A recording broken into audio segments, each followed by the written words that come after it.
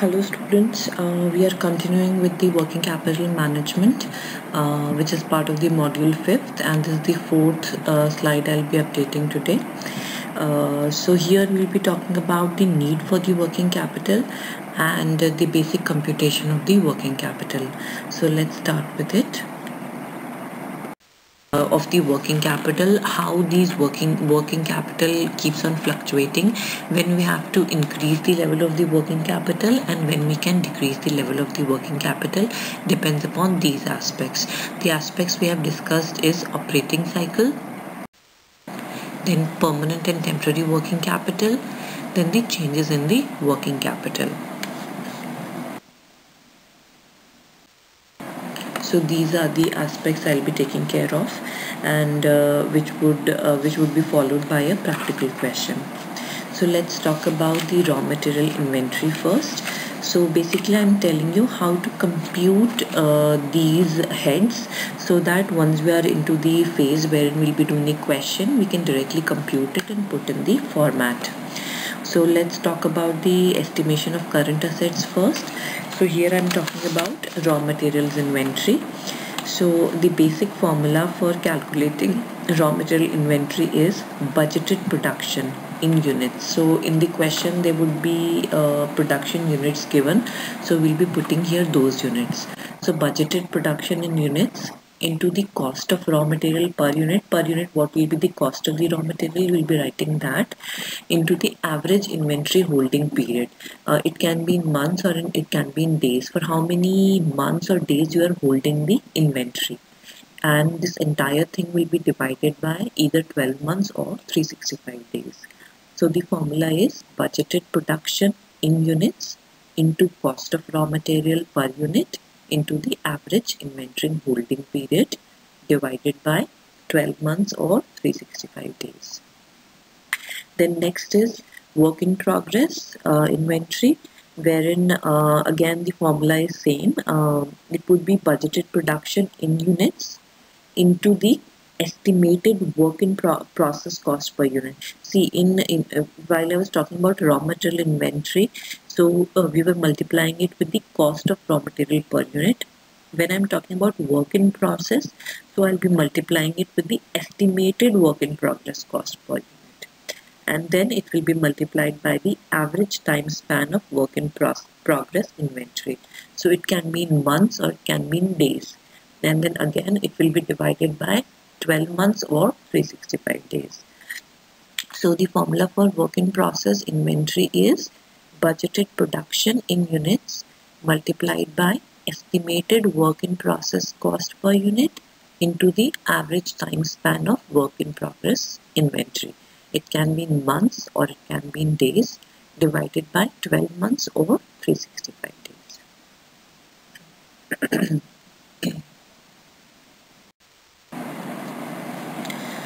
Now let's talk about finished goods inventory. So working capital required to finance the finished good inventory can be taken out by budgeted production in units, which will be again multiplied by cost of goods produced per unit, and this cost would be excluding the depreciation. So by not taking depreciation, we'll be only taking the cost of goods produced per unit, and this will again be multiplied by the finished goods holding period. For how much time you are holding that particular finished goods, for how many months or how many days, and then again it will be divided by 12 months or 365 days. So the formula for finished goods inventory is budgeted production in units multiplied by cost of goods produced per unit excluding depreciation multiplied by finished goods holding period. It can be in months or it can be in days, divided by 12 months or 365 days. Then comes the debtors. The formula for calculating debtors would be budgeted credit sales in units. How much sales in credit we have budgeted. What is the budget of the credit sales in units multiplied by cost of sales per unit. This would again be excluding depreciation. The costing of the sales would be without depreciation or excluding depreciation, multiplied by average debt collection period.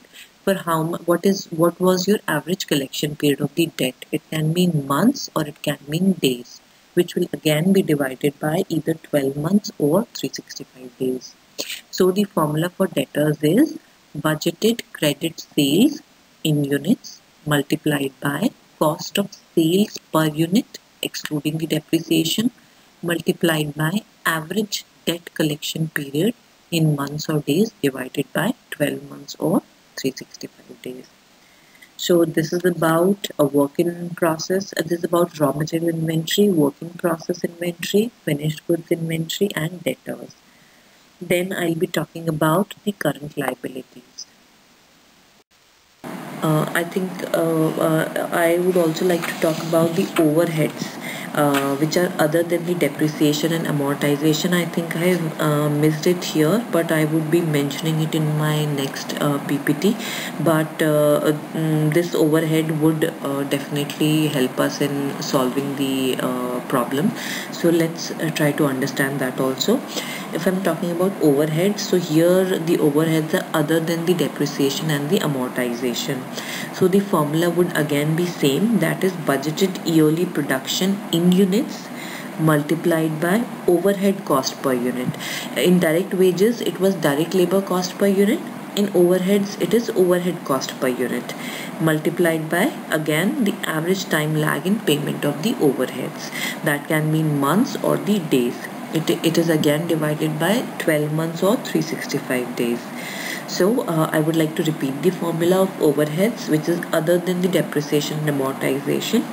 The formula is budgeted yearly production in units multiplied by overhead cost per unit multiplied by average time lag in payment of overheads in months or days divided by 12 months or 365 days. So obviously there are different types of overheads also, so the amount of the overhead may be calculated differently for different types of overhead. So there can be selling overheads, so the computation would be different in case of the relevant items would be sales volume instead of production volume, so this would differ. I would be taking up that also when the question would be coming.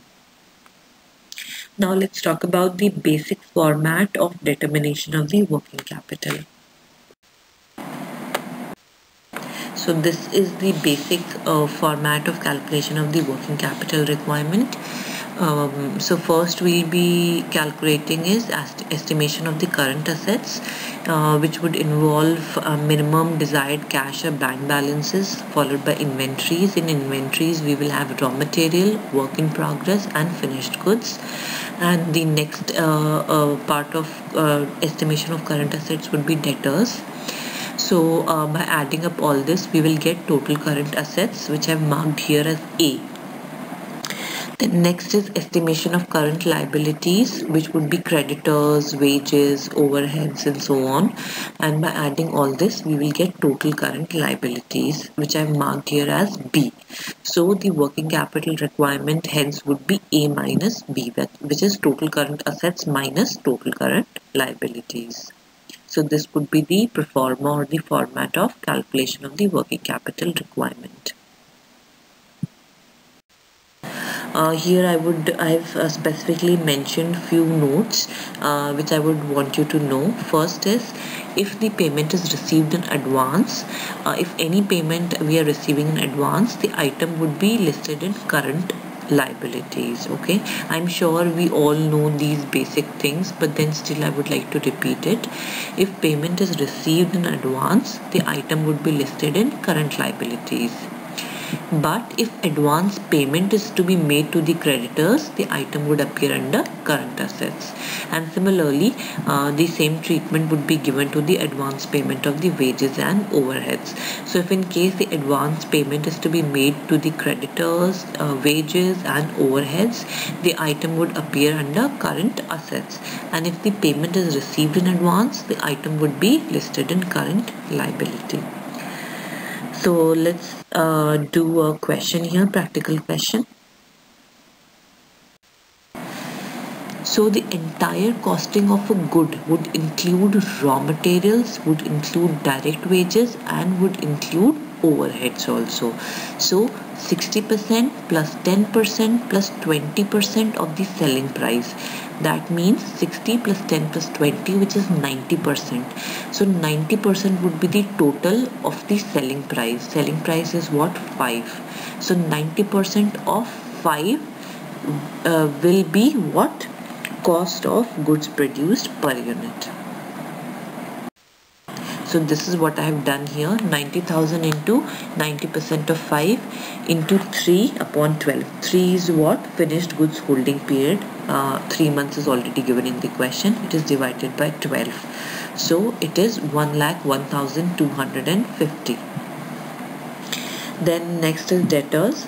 So again, debtors is budgeted credit sales is 90,000. Cost of sales per unit excluding depreciation is 5 into average debt collection period, which is given in the question as 3. So 90,000 into 5 into 3 divided by 12 is 1,12,500. And cash and bank balance is also given in the question, which is 30,000.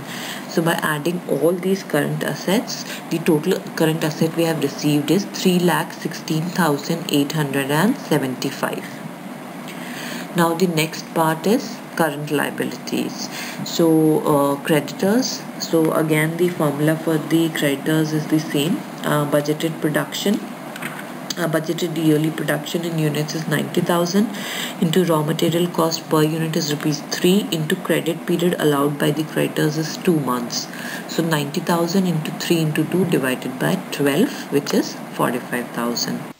Then outstanding wages, which is again the same. Budgeted yearly production is 90,000 into the direct labor cost per unit is 0.50 into average time lag is 1 month, which will be divided by 12. So this would lead to 3,750. Then last is outstanding overheads, which is also given in the question. 90,000 is the production, budgeted yearly production in units. Overhead cost per unit is given as 1, and average time lag in payment of the overheads is also 1. So it will be divided by 12. So the amount would be 7,500. So the total current liabilities would be 56,250. So now we have A and B. A is total current assets as 3,16,875 and B is total current liabilities, which is 56,250. Now the final step is deducting A from B. That is estimated working capital requirement A minus B, that is current assets minus current liabilities. It is 2,60,625. So this is how we have reached to find estimated working capital requirement. Guys, we'll be doing more questions on this to clarify our basic concepts and to get these formula clearly. This is the end of this particular slide, but in the next slide we'll be doing more questions followed by we'll be talking about the next step, which would be what? We'll be talking about the financing of the working capital and the management of cash and marketable securities. We'll be talking about EOQ, economic order quantity, inventory management and all. So this would be part of our next slide. Till then you can practice this question, and I will also these questions I'll be also sharing with you on the WhatsApp group and the Google Classroom, other set of questions which you can practice on your own. So bye for now, and you can contact me if you have any kind of doubts. Thank you.